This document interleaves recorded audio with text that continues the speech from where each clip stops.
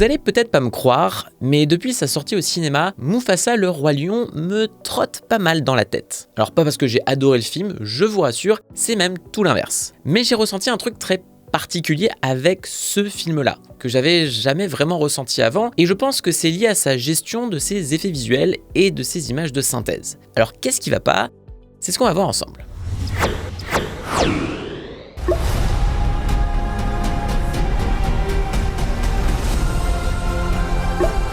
Bonjour à tous, c'est Antoine et je vous souhaite la bienvenue dans cette vidéo un peu spéciale. J'ai toujours rêvé de dire ça, ma vie de youtubeur est à présent accomplie. Pour tout vous dire, cette vidéo, ça va être une version prolongée et améliorée d'un édito que j'ai écrit sur le site d'Écran Large en janvier dernier. En fait, j'avais même commencé à en poser les idées pendant nos vacances de Noël, après ma séance de Mufasa, tellement ça m'obsédait et parce que j'essayais difficilement de mettre des mots sur mon expérience du film qui m'a semblé un peu bizarre. Alors pourquoi ? Parce que je n'ai absolument rien ressenti sur le moment en regardant Mufasa, même en prenant en compte les triggers nostalgiques du Roi Lion, qui est un film avec lequel j'ai grandi. Et le truc, c'est que c'est vraiment rare pour moi, ce type de réaction. On nous demande souvent en tant que critique si on arrive à regarder un film pour le pur plaisir, ce qui sous-entend souvent sans trop l'analyser. Alors pour moi, je considère qu'il y a toujours une part de moi qui analyse au moins un peu ce que je suis en train de regarder, mais je m'estime aussi très bon public. Et c'est facile pour moi de me laisser embarquer dans une histoire, même quand elle a des problèmes évidents. Dans le cas précis de Mufasa et du vide qui m'a traversé, je sentais quand même que sa technique était sans doute en cause, au moins en partie. Et puis, à force de cogiter dessus, j'ai eu une épiphanie. Et c'est ce que j'avais envie de vous partager dans cette vidéo. Et je tiens d'ailleurs à préciser que pour moi, il n'y a rien de mieux dans le métier de critique que ça, de tirer le fil d'une réflexion et de voir où l'analyse finit par nous emmener. Mais du coup, avant d'entrer dans le vif du sujet, je tenais à faire un petit disclaimer. Toutes nos vidéos à écran large sont très éditorialisées. Et je pense que si vous nous appréciez, c'est en partie pour ça. Mais on voit aussi beaucoup de gens reprocher à nos critiques ou analyses de ne pas être objectives, qui est un terme qu'il faut définitivement bannir de tous les vocabulaires quand on parle d'art. L'objectivité, c'est pour le journalisme d'information, pas pour la critique culturelle qui est fondamentalement subjective. Notre boulot, c'est pas d'être un guide de consommation qui vous dirait quel film voir, comme on pourrait vous dire quelle est la meilleure voiture ou le meilleur aspirateur à acheter. Vous avez le droit de ne pas être d'accord avec nos opinions, mais ça ne veut pas dire qu'on est dans le faux. Il faut accepter que toute critique ou analyse artistique provient d'un ressenti personnel. Et certaines des plus importantes théories du cinéma proviennent de ressentis de grands noms de la critique qu'on étudie encore aujourd'hui. Et justement, c'est pour ça qu'elles sont discutées et jamais perçues comme des vérités générales. Je le précise parce que ma réflexion va dépasser le cadre de Mufasa déjà pour aller vers quelque chose de plus général, de très personnel et donc de subjectif. Maintenant que ça c'est dit, on va pouvoir entrer dans le dur juste après ce petit mot sur notre partenaire du jour.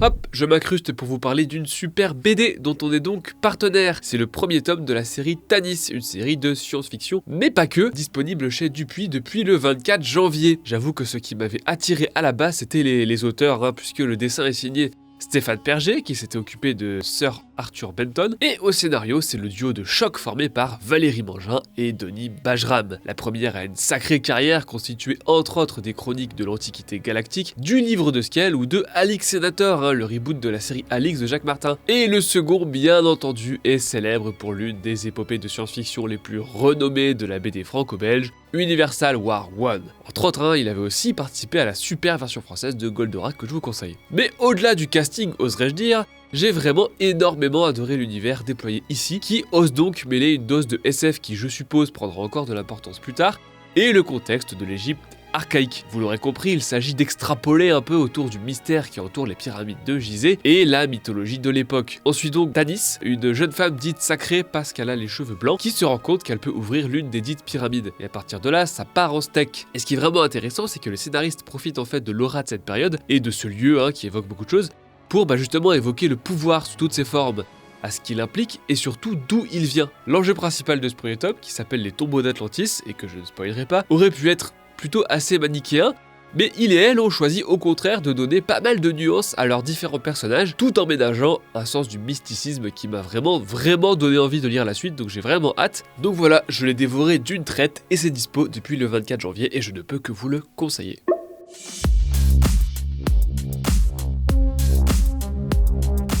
Pour vous donner une petite idée des coulisses d'écran large, on essaie quand on peut d'être plusieurs à voir les gros films en projection presse pour voir qui a préféré déjà, ou pour se diviser les différents articles qu'on pourrait faire autour. Mais pour des questions de temps sur une fin d'année toujours très chargée, Déborah a été la seule à voir Mufasa en projection presse, et je vous renvoie d'ailleurs à sa critique en vidéo avec laquelle je suis totalement en accord. Mais du coup, j'étais quand même curieux de voir le film. Et c'est pourquoi, la veille des vacances de Noël, pendant lesquelles je suis rentré voir ma famille dans ma Normandie natale, j'ai tenu à voir le préquel du Roi Lion séance tenante. Et j'ai fait ça bien puisque je suis allé au Grand Rex à Paris, histoire d'en prendre plein les mirettes sur le grand large, l'un des plus grands écrans d'Europe. Alors sans doute qu'une part de moi espérait capter un pourcentage infime de magie enfantine avant le début des fêtes. L'autre part, plus désenchantée, avait la curiosité morbide de voir Barry Jenkins sur un tel projet, puisque je rappelle que c'est le réalisateur de Moonlight et de Si Beale Street pouvait parler. À l'époque de l'annonce, ça avait déjà étonné. Et perso, j'adore les films de Jenkins, mais on était en droit de craindre qu'il se soit méchamment fourvoyé sur un tel blockbuster, aussi cloisonné et a priori motivé par des raisons purement mercantiles. Sauf que comme je le disais, Mufasa n'a même pas réussi à me décevoir ou à m'agacer pour que je sorte de la salle furieux. Mon sentiment se résumait à un ennui poli, que j'ai d'abord mis sur le dos des codes ronflants du préquel nostalgique qui essaie de nous expliquer des trucs aussi intéressants que l'origine du nom de Scar ou le fait que ce soit un tremblement de terre qui a mené à la formation du Rocher des Lions. Non mais vous vous rendez compte quoi? On bat les couilles, frère. Et au-delà de ça, il y a la gestion rythmique assez atroce du deuxième acte qui traîne la patte, ce qui est assez ironique pour un film sur des animaux en plein voyage, vous en conviendrez. Mais le pire, c'est que jamais le film n'est parvenu à m'émerveiller pour la vitrine technologique qu'il est. Je rappelle toujours que je suis loin d'être un expert dans le domaine des VFX, mais ceux qui commencent à me connaître sur écran large savent que le sujet me passionne et peut même me faire pardonner dans certains cas les errances narratives d'un film. Disons que j'ai quelques exemples en tête. Bon, le truc c'est que déjà, je n'aime pas le remake du Roi Lion de 2019 et sa démarche de copier-coller assez bêta du film original. Beaucoup ont déjà relevé que le problème, c'est de vouloir recréer les effets souvent exagérés de l'animation 2D sur des environnements et décors en 3D photoréalistes. Mais je dois dire qu'il y a deux éléments qui m'intéressent dans le Roi Lion, sans que ça rende le film meilleur. Premièrement, il y a la soif d'expérimentation technique de Jon Favreau, qui prouve depuis le premier Iron Man qu'il est l'un des réalisateurs hollywoodiens les plus curieux avec les nouvelles technologies. Et donc, quitte à faire un remake forcé du Roi Lion, autant tester les limites technologiques de l'époque avec. Deuxièmement, et c'est sans doute totalement involontaire de la part de Favreau, mais en reprenant régulièrement des plans du Roi Lion de 94 avec de nouveaux outils, le film a une dissonance, qui n'est pas sans me rappeler un autre remake, celui de Psychose par Gus Van Sant. Lui aussi avait essayé de refaire quasi à l'identique le chef-d'œuvre d'Hitchcock, et ça faisait un peu partie de l'expérimentation de montrer que c'était pas possible de recréer cette magie. Et puis plus simplement, le Roi Lion de 2019, j'en retiens quand même la qualité de ses fourrures numériques, de l'eau ou des effets de lumière qui avaient réussi sur pas mal de plans à me subjuguer.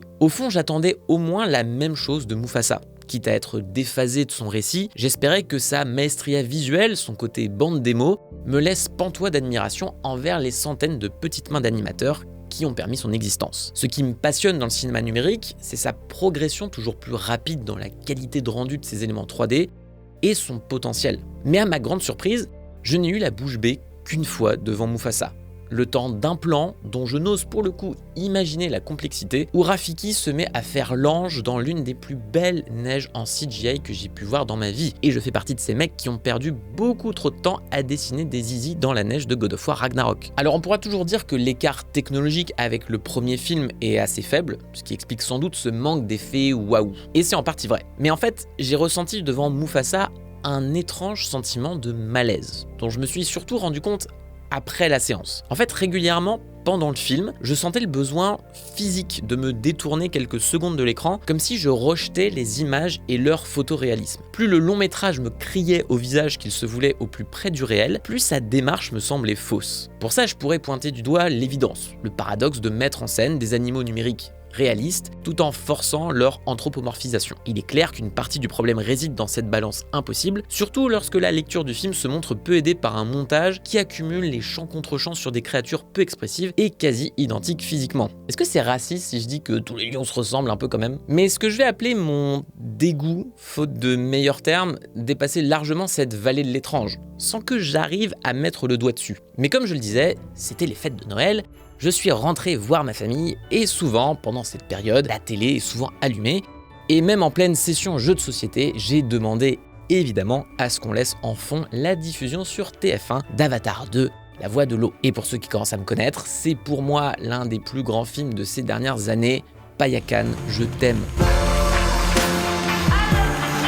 Mais justement, j'ai beau déjà connaître le film par cœur, en quelques secondes, j'étais de nouveau transporté sur Pandora. Et à l'inverse de Mufasa, je n'ai jamais remis en question la vérité de ce monde filmique et son immersion. Et c'est là que j'ai compris ce qui clochait avec le préquel de Disney.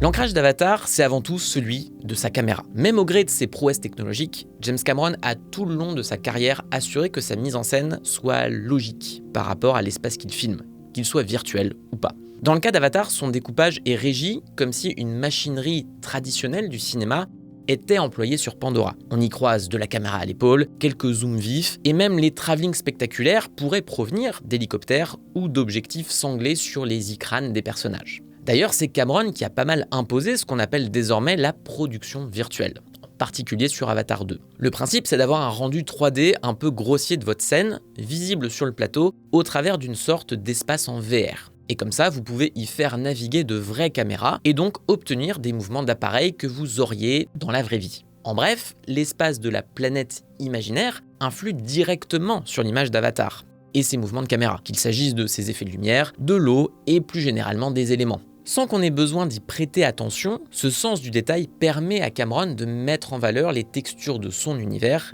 et le rendu ahurissant de son animation. Mais attention, ça ne veut pas dire que c'est la seule alternative pour aborder le cinéma numérique. Pendant ce même Noël, j'ai revu le Pôle Express de Robert Zemeckis. Et je sais que le film a pas mal vieilli, en particulier pour ce qui concerne les visages numériques, mais ça reste une sacrée prouesse qui m'enchante encore aujourd'hui. Au travers de ce train féerique, Zemeckis assume d'en faire littéralement un tour de montagne russe, où la caméra s'amuse à s'émanciper des limites du tangible dans des plans séquences démesurés et impossibles. Zemeckis a été pionnier dans ce domaine, et l'a confirmé plus tard avec Beowulf et Le Drôle de Noël de Scrooge, et a permis à d'autres réalisateurs d'aller encore plus loin avec. Je pense entre autres à Alfonso Cuarón avec Gravity et Steven Spielberg avec Ready Player One, mais surtout avec ce grand film incompris qu'est Tintin, le secret de la licorne. D'ailleurs, je dis ça comme ça, mais ça ferait un super sujet de vidéo. N'hésitez pas à dire en commentaire si ça vous intéresse. Voir de tels génies de la mise en scène s'amuser avec le chaos totalement organisé que permet le cinéma numérique, c'est évidemment grisant. La caméra peut traverser la matière ou voir les éléments 3D transiter d'une forme à une autre. C'est génial. Mais ça dépasse justement le frisson du roller coaster. On réduit trop souvent la 3D photoréaliste et les CGI au fait de juste pouvoir créer ou recréer des éléments dans l'image qui fassent vrai. Sauf que c'est hyper réducteur. Le numérique, c'est un nouveau langage qui s'ouvre aux cinéastes. Une nouvelle manière d'aborder l'espace et le temps au cinéma. Quand on y réfléchit, il y a une philosophie du numérique à réfléchir sur ses possibilités, ses limites, sur le vertige qu'il peut constituer, et ça inclut d'ailleurs les réflexions qu'on devrait avoir aujourd'hui sur la place prise par l'IA générative. Je pense qu'on peut le formuler par une question simple. Si on peut tout créer avec des pixels, c'est quoi la valeur de ces pixels ? Le premier Avatar a évidemment su avec génie nous interroger là-dessus, en racontant l'histoire d'un corps fait de chair et de sang qui se transfuse dans un corps numérique et qui nous emporte avec lui dans l'environnement totalement créé par ordinateur. Mais si vous voulez mon avis, il y a un plan dans le Tintin de Spielberg qui est non seulement pour moi l'un des plus beaux de la décennie passée, mais qui est aussi le plan qui définit le mieux ce vertige du numérique. Alors qu'il est dans le désert, le capitaine Haddock hallucine le navire de son ancêtre. Et en plus de pouvoir se permettre cette image géniale d'un bateau en plein désert, la proue tranche dans une dune et la transforme en vague. À travers ce geste, cette transition entre deux époques et deux lieux, le pixel est ramené à sa nature d'unité de base, un peu à la manière d'une brique de Lego microscopique capable de tout créer de tout changer de forme. On peut d'ailleurs pousser ce comparatif avec le Roi Lion de 2019, qui n'était au fond que l'équivalent, vous savez, de ces vidéos en Lego qui s'amusent à recréer des scènes de films, mais avec de la 3D photoréaliste et plus de 200 millions de dollars de budget. De son côté, Mufasa, coincé entre les acquis de son prédécesseur et son histoire original, qui ne peut plus juste recopier son modèle, ne sait plus sur quel pied danser et reste finalement coincé dans un entre-deux bâtard. En préparant cette vidéo, j'ai appris d'ailleurs que pour le Roi Lion de Jon Favreau, ils ont été pionniers dans la production virtuelle. Ils prétendent même qu'ils ont été les premiers à le faire, bien qu'Avatar 2 était aussi en production plus ou moins secrète à l'époque. Je soupçonne d'ailleurs Cameron d'avoir plus ou moins gardé sous silence les trouvailles technologiques de ses équipes pour lui, mais c'est que ma théorie. Ce qui est dingue, c'est que Favreau parle avec beaucoup de sincérité, et je dis ça parce que c'est un mec que j'aime plutôt bien en tant qu'artisan de cinéma, il parle avec sincérité de son envie de s'approcher du documentaire animalier, et donc d'avoir recours à des mouvements de caméra réalistes. Because we now had this environment and we had VR, we could have people enter into the digital set and be able to walk around and look at it as though we were really on a scout. Part of getting that look, that Attenborough documentary look, was to limit ourselves to the camera platforms that would be available, if you were out there in nature doing it. Sauf que désolé, mais là, il y a un fossé entre la théorie et le fait que le film soit au final aussi proche du film original, mais sans jamais en reprendre la stylisation de son animation 2D. Et à ce titre-là, Mufasa est encore pire. Sans jamais se livrer à de grandes envolées virevoltantes comme Spielberg, la caméra virtuelle de Barry Jenkins n'a pas non plus la rigueur réaliste de Cameron. Dès que les lions se mettent à courir, l'objectif semble flotter dans l'air, dans un mouvement trop parfait et trop programmé pour incarner son monde virtuel, même s'ils veulent nous faire croire que ce serait le mouvement d'un steadicam. Ce flottement, il est permanent, incapable de se rattacher au sol dans ses travelling trop lisses. Et dans certains cas, le corps des lions sert même à loquer un peu la caméra sur leurs mouvements, c'est un peu bizarre. À plusieurs reprises, j'ai vraiment perçu l'image de Mufasa de la même manière que je perçois une caméra de jeu vidéo dans un mode photo, voguant dans l'espace tout en étant décorrélé. C'est peut-être le meilleur parallèle à faire avec la mise en scène de Mufasa. Le mode photo d'un jeu vidéo, c'est non seulement une pause, mais c'est aussi le moment où on change de point de vue, où on sort de notre avatar, comme dans une expérience extracorporelle. Et c'est bien ce décalage qui engendre une distance avec le résultat final.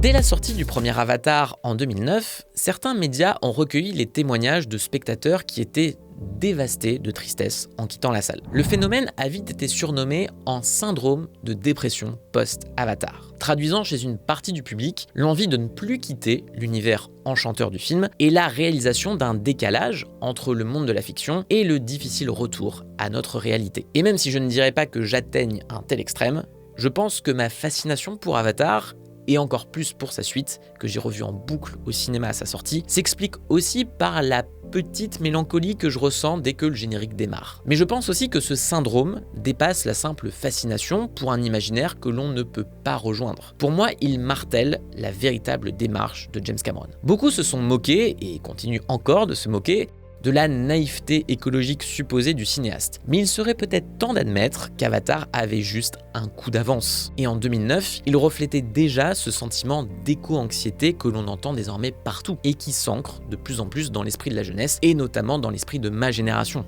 On se sent désespéré face aux menaces environnementales et au sentiment que rien n'est fait pour les corriger. Sur ce point, on peut dire qu'Avatar 2 va encore plus loin en la matière, en condamnant définitivement la Terre par le consumérisme humain. Earth is dying. Our task here is to tame this frontier.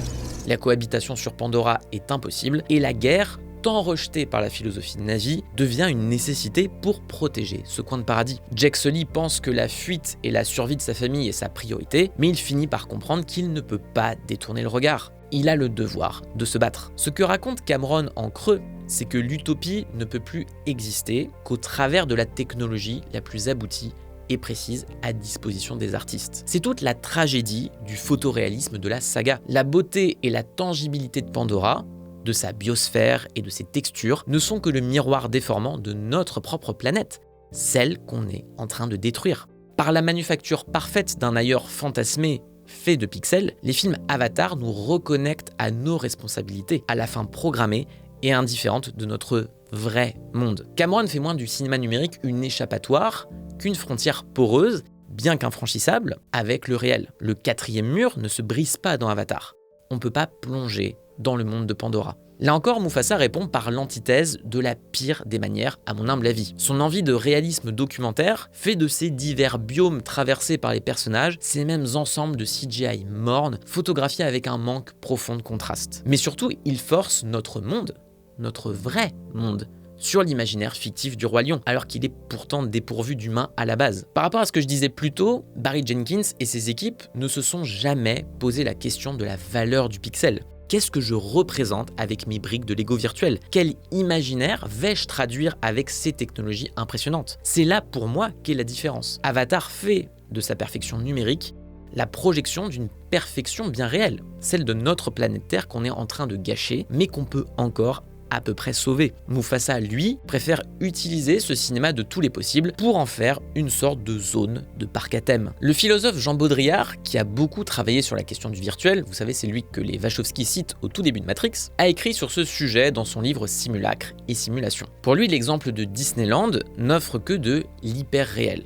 Une copie de notre vrai monde qui finit par devenir pour les gens leur nouveau référent. Un réel plus réel que le réel. Une matrice, en somme, avec son quartier western, sa zone futuriste, etc. Mufasa, d'une certaine façon, a exactement le même problème. Il reproduit avec précision de véritables décors et de véritables animaux, mais pourquoi? Pour mieux les déconnecter de leur réalité. Le film force son simulacre en voulant nous faire oublier ces deux sources. Le film d'origine, qui est Le Roi Lion de 94, et le monde réel, avec une inconscience assez embarrassante. Alors qu'on est en train de détruire notre environnement, certains se contentent déjà d'en reproduire le vernis parfait, mais factice, sans même interroger ce que ça veut dire. Je précise que je ne demandais pas à Mufasa de foutre des braconniers dans le film ou de montrer l'impact de la pollution sur la savane, mais il ne s'interroge jamais sur le sens que ça a de faire du photoréalisme. Parce qu'encore une fois, il y a une philosophie derrière, qu'elle soit consciente ou pas. Et de ce problème émerge tout le paradoxe du film. L'empreinte de l'homme sur ce monde qui en est pourtant privé finit, pour moi, par se ressentir dans le moindre pixel. C'est ça le rejet que j'ai ressenti devant Mufasa, que je pourrais un peu comparer d'ailleurs à ce moment où Neo ne voit plus la façade de la matrice, mais le code qui la compose. Les terres numériques que présente le film ont ça de beau que l'humain ne peut pas s'y installer, même s'il en est le créateur. Sauf que dans Avatar, l'humain s'invite dans l'univers de pixels de Pandora, ce qui permet à Cameron de donner à l'emploi du numérique une valeur anticolonialiste. A l'inverse, le Roi Lion et Mufasa créent cette savane parfaite pour y mettre des animaux au comportement humain comme une manière déguisée de coloniser ce territoire fantasmé. Et c'est un peu ma question finale à laquelle j'ai pas totalement de réponse. L'immensité baignée de lumière dont parle Mufasa à Simba, est-ce qu'elle n'est pas devenue un énième palliatif, clinquant et vide de sens? Le simple copier-coller d'une immensité, la nôtre, qui pour le coup semble de plus en plus baigné dans l'obscurité. Je me rends compte que je suis parti vraiment très loin avec cet édito, mais j'espère que ça vous a plu. Et comme c'est un format qu'on fait pas trop comme ça, plus perso et philosophique, n'hésitez vraiment pas à dire en commentaire ce que vous en avez pensé, parce que ça m'intéresse. Et ça m'intéresse aussi d'avoir vos réflexions et vos opinions sur le sujet, parce que ça reste une parenthèse qui est très ouverte et je suis loin d'avoir toutes les réponses sur ces questions qui me travaillent autour des films qu'on a évoqués aujourd'hui. Et bien sûr, si nos analyses et notre ton vous plaisent, je vous rappelle qu'Écran Large, c'est un média indépendant avec sa chaîne YouTube, son podcast, mais aussi et surtout un site. Et si vous aimez notre galaxie de contenu et que vous voulez nous soutenir, on propose pour ça un abonnement qui vous donne accès contre quelques euros par mois à des dossiers exclusifs. Et si vous voulez encore m'entendre parler de technologie et de Jon Favreau, je vous renvoie à ma vidéo sur le fameux Stagecraft de The Mandalorian et ses enjeux sur l'industrie du cinéma. Merci beaucoup pour votre écoute et à la prochaine sur Écran Large.